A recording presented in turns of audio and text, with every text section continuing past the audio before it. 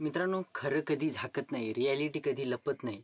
तर असाच प्रकार पीक विम्यासंदर्भात घडलेला आहे. मित्रांनो, राज्य शासनाच्या निदर्शनास ही गोष्ट आलेली आहे की जिल्ह्यातील जे शेतकऱ्यांसाठी 402 कोटी रुपयांचा पीक विमा मंजूर करण्यात आलेला होता.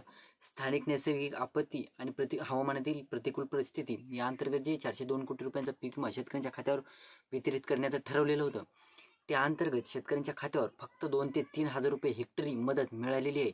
ही गोष्ट ही रियालिटी झाकलेली नाही. मित्रांनो, शेवटी राज्य शासनाच्या निदर्शनास ही गोष्ट आलेली आहे आणि राज्य शासन याकडे काही पाऊल उचलते का, त्याचबरोबर जिल्ह्यातील कोणत्या तालुक्यातील शेतकऱ्यांना किती रुपये रक्कम मिळालेली आहे, त्याचबरोबर हेक्टरी जी रक्कम मिळालेली आहे ती रक्कम 402 कोटी रुपयांचा खरंच निधी शेतकऱ्यांच्या खात्यावर वितरित झालेला आहे का, अशा अनेक प्रश्नांची उत्तरे आपण आजच्या व्हिडिओमध्ये क्लिअर करण्याचा प्रयत्न करणार आहोत. तत्पूर्वी जर चॅनलवर नवीन असाल तर चॅनलला सबस्क्राईब करा आणि समोरील जे बेल आयकॉन बटन आहे ते दाबायला विसरू नका. तर नमस्कार मित्रांनो, मी राज सुरेजर, स्वागत आहे कृषी यूट्यूब चॅनलमध्ये. मित्रांनो, एकंदरीत बघायचं झालं स्थानिक नैसर्गिक आपत्ती आणि हवामानातील प्रतिकूल परिस्थिती या घटकाअंतर्गत परभणी जिल्ह्यातील शेतकऱ्यांसाठी 402 कोटी रुपयांचा पीक विमा हा मंजूर करण्यात आलेला होता. त्या अंतर्गत मित्रांनो, जवळपास जे शेतकऱ्यांच्या खात्यावर रकमा वितरित झाल्या, अतिशय तुटपुंजी रक्कम वितरित झालेल्या आहेत आणि आपण बऱ्याच व्हिडिओमध्ये याबद्दल माहिती देखील घेतलेली होती की पीक विमा शेतकऱ्यांच्या खात्यावर वितरित झालेला आहे. तर मित्रांनो, राज्य शासनाने याकडे पाठपुरावा करत राज्य शासनाच्या निदर्शनास ही गोष्ट आलेली आहे आणि कंपनीने दगाबाजी केल्याची ही गोष्ट राज्य शासनाला कळालेली आहे. तर जवळपास मित्रांनो, जे 402 कोटी रुपये हे वितरित झालेले आहेत, तर शेतकऱ्यांच्या खात्यावर 1,500, 2,000, 3,000 या पद्धतीच्या रकमा वितरित झाल्या होत्या, हे आपण माहिती घेतलेली होती. तर प्रत्यक्षात बहुतांश शेतकरी हे पीक विम्यापासून वंचित देखील राहिलेले आहेत. तर जिल्ह्यातील 7 लाख शेतकऱ्यांनी खरीप हंगामात जवळपास सोयाबीन, कापूस, तूर, मूग, उडीद यासारख्या पिकांसाठी विमा भरला होता, हे आपण अगोदरच्या व्हिडिओमध्ये माहिती घेतलेली होती. तर मित्रांनो, तर बघायचं झालं तर जे विमा कंपनीने जाहीर केलेली 299 कोटींची जी अग्रिमची रक्कम होती, ती रक्कम ही तुटपुंजी रक्कम शेतकऱ्यांच्या खात्यावर वितरित झालेली आहे.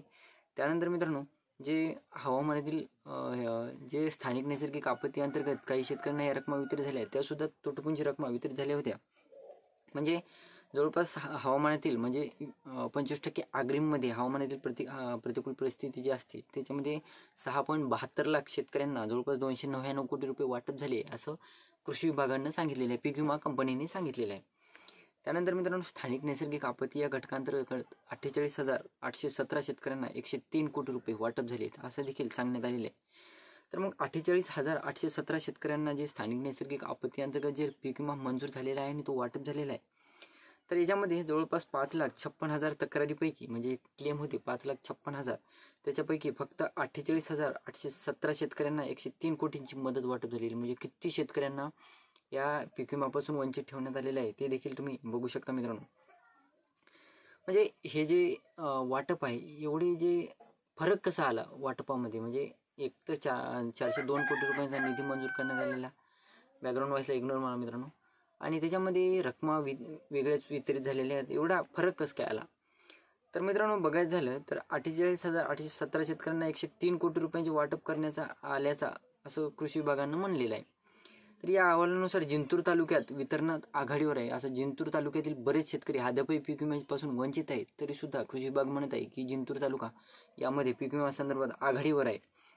तर म्हणजे याच्यामध्ये 9,165 शेतकऱ्यांना तब्बल 22 कोटी 15 लाख रुपयांचे वाटप करण्यात आलेले आहे, असं म्हणणं आहे कृषी विभागाचं.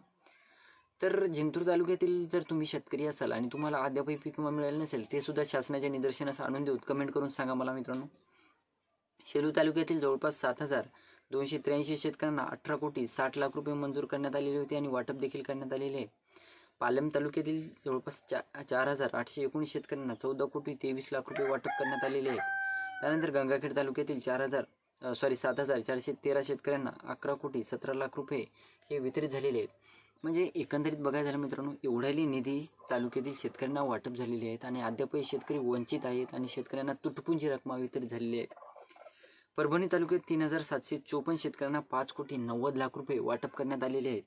त्यानंतर पूर्णा तालुक्यातील शेतकऱ्यांना 3,661 शेतकऱ्यांना 5 कोटी 94 लाख रुपये हे वाटप करण्यात आलेले आहेत मित्रांनो.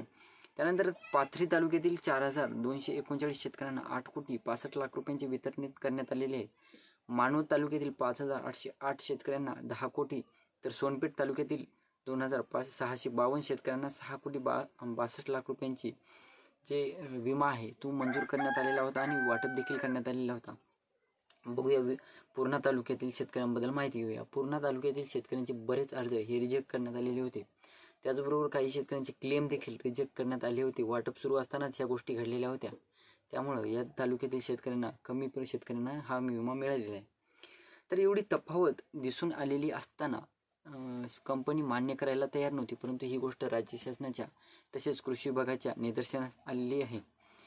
तर ही योजना म्हणजे या जे रकमा आहेत त्या शेतकऱ्यांना तुटपुंजी रकमा वितरित झालेल्या आहेत आणि हा निधी कंपनीने कुठं गिळला, कोणत्या प्रकारे गिळला हे देखील राज्य शासन आता माहिती काढणार आहे आणि कंपनीवर योग्य ती कारवाई करण्याचा प्रयत्न करणार आहे असं देखील सांगण्यात आलेलं आहे.